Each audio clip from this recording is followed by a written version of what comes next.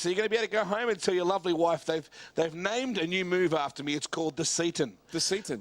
The Seaton pony. That's right. It's the Seaton pony. I think that could stick with him. He is a great guy. He has taken all of this in the best of humour too. He has his left eye. He admitted to me his left eye is slightly weaker than his right. So when he comes into a left-hand corner, he will close his left eye and use his right to line up the apex of the corner. He'll be in the black and orange Pizza Capers John Cooper Works R56. One of the great names of Australian motor racing too, and probably one of the unluckiest blokes at now Panorama, you'd have to say, over the years. Oh, absolutely.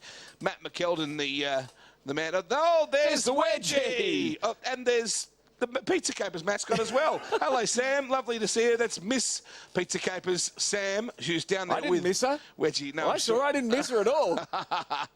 This is going to be a cracker race. Alajarjan and Stokel, Beric Linton, who surprised everybody.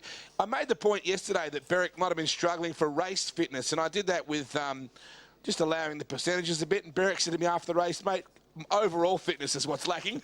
It's got nothing to do with race fitness. This guy here's picked up ABC Towing on board this year, local company, Chris Alajarjan. As we see Glenn warming up the tyres. These are a very punchy little car. They can get you in trouble. We saw John Magro have a big crash yesterday. It was a big crash indeed. And, of course, it's one of those things with these little cars. Once they get thrown around over the ripples a little bit, some of the curbing, we've seen them move quite dramatically at times over the bumps around the circuit as well. And that makes for some very entertaining racing. If you get it wrong, these cars are extremely difficult to gather back up, to get them back in the right position, particularly if you start to spin the car. Everything in your brain tells you to get off the gas, whereas, in fact, it's the worst thing you could possibly do. Peter McNiven there. He has been an absolute find this year. He's done a wonderful job. Sean Carter, the young Victorian, having a blinder. There he is, right on cue. Once again, we're directing the coverage, Minty, or Minnie. They've got him locked in beautifully on 96.3 FM, and we've seen that a couple of times with some of your mates in the Utes as well. They've got the radio frequency locked in and listening to the coverage as they drive, which is probably one of the worst things some of them have been doing. I would have thought so. It'd be distracting enough listening to you drive around in the traffic on Friday mornings. Here we go, ladies and gentlemen, boys and girls, the Hertz Mini Challenge delivered by Pizza Capers. All set. And let's Mini! Great start from Alajarjan. Linton moves across to try and cover. Down to turn one we run. On the inside, McNiven got a good start. There is Carter out to the left hand. Your leader is Alajarjan. Linton, oh, around the outside. This is big as that Stokel. That is brilliant. A brilliant move. Oh, a little bit of movement there. The Minis have always provided that action coming into King G. Just love the look of that. Kevin Yort, the Kiwi in the Squawking Magpie Wines entry. Good run for him. He's managed to pick up a couple of spots, but it was a great driver on the outside by Paul Stokel as he now works on the back. I think of Beric Linton as they come in the Bruce Linton Mini Garage entry. Oh, the great shot. Straight over the top. Fantastic pictures here. Lap 1, 11 remain for the Mini Challenge. You've got to be really careful there. We saw Paul Stokel cough up the race lead yesterday, remember? Yeah, we certainly did. We've seen some great action from these guys. And again, this is one of those categories that the fans just love to watch. They come out to see the V8 supercars. How close is that? Now that hurts. That's Glenn Seaton. Boom, boom, I like that. Glenn Seaton on the inside. Carter coming after them as well. So this is a great battle. McNiven, he might have got carved up just then. Seaton awesome. Has gone through. Oh, he's back on the inside, McNiven. Good move. So lap 1. Oh, Glenn looks pretty casual. Checks the mirrors. Not once, but twice. Look down the gauges. Checks that everything is honky-dory. We're working lap 1. There's 10 remaining. This category has provided us with a lot of action, and we see it all over the circuit. And these little cars have got a whole heap of go power and a whole heap of stop power too. That's exactly right. They go from 0 to 100 in 6.1, but importantly, they go from 100 to 0 in 3.3. So they really do have a good set of anchors. Seaton back in fourth. McNiven, Carter, back to Gavin Yort, having a good run. Brendan Cook. Do you know Brendan Cook has a bit of a mentor in this? It's Alan Moffat. Wow. Alan Moffat takes a personal interest in what Brendan does.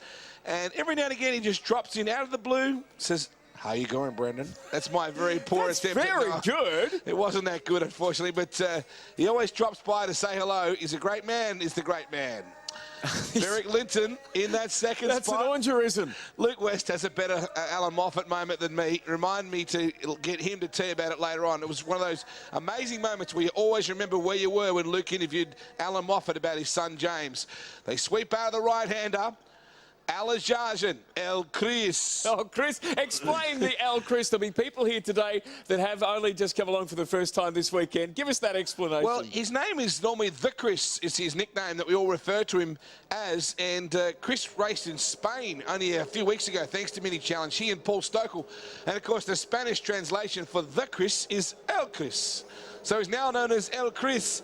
I tell you what, Paul Stokel, he'll be getting the dirts big time here with Derek Linton. He's tried several times to get by, and Linton has been too good. Here comes the switchback. Six-time Australian champion, Paul Stokel. He was born in Bellerive in Tasmania, right near Bellerive Oval. Overlook at the cricket ground. There you go. Shipper. And now lives in Wellington Point in Queensland. He's an advanced driving instructor.